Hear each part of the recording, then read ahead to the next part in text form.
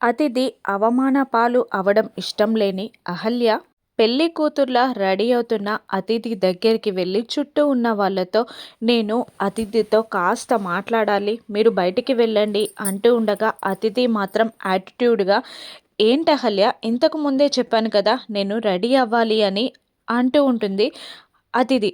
అప్పుడు అహల్య, ప్లీజ్ అతిథి, నేను చెప్పేది విను, నీకు మాత్రమే చెప్పే విషయం ఉంది ప్లీజ్ అని అడుగుతూ ఉంటుంది. అహల్య, ఏంటహల్య, నాకు మాత్రమే చెప్పేంత టాప్ సీక్రెట్ ఇంద్ర రాడనా, లేదంటే ఇంద్ర చనిపోయాడనా? 6 months బ్యాకే టెర్రరిస్ట్ అటాక్లో ఇంద్ర చనిపోయాడనా? గౌతమ్ నువ్వు ఆ విషయాన్ని నా దగ్గర దాచారనా? ఏ విషయం చెప్తావు అహల్య అని అతిథి అహల్యని నిలదీస్తూ ఉండగా అతిథి ఒక్కొక్క మాటకి అహల్య షాక్ అయి అలా నిలబడి అతిథిని చూస్తూ ఉండిపోతుంది. ఇక అహల్య ఏమీ మాట్లాడకపోయేసరికి పద అందరికీ చెప్దాం ఇంద్ర చనిపోయిన విషయం అని అతిథి అంటూ అహల్య చేయిని పట్టుకొని పెళ్లి మండపంలోకి లాక్కొస్తూ ఉంటుంది అతిథి. అహల్య, నేను చెప్పేది వినతిథి అని అంటూ ఉండగా అహల్యని పెళ్లి మండపంలోకి లాక్కొచ్చేస్తుంది అతిథి. సుభద్ర అతిథిని, ఏమైందమ్మా, రెడీ అయిపోయావా అని అడుగుతుండగా, నేను రెడీ అయ్యానంటీ, కానీ అహల్యే అని అంటూ ఉండగా, ఏమైందమ్మా అని అడుగుతూ ఉంటుంది సుభద్ర.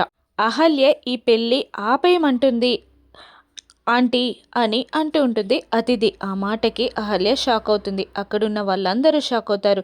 ఏమైంది అని అందరూ అతిథి వైపు చూస్తుండగా అహల్య పదే పదే ఈ పెళ్ళి ఆపేయమంటుంది, ఇంద్ర రాడట అనగానే అహల్య మళ్ళీ అతిథి మాటలకి షాక్ అవుతుంది.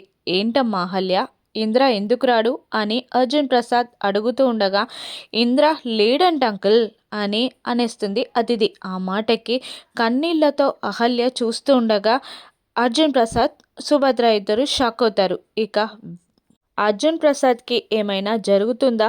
విషం తాగడం వల్ల తన ప్రాణం ఏమైనా ఎఫెక్ట్ అవుతుందా? గౌతమ్ అర్జున్ ప్రసాద్ని కాపాడుకోగలడా? అహల్య ఈ నింద భరించాల్సిందేనా? రాను ఎపిసోడ్స్లో చూద్దాం. Thank you for watching.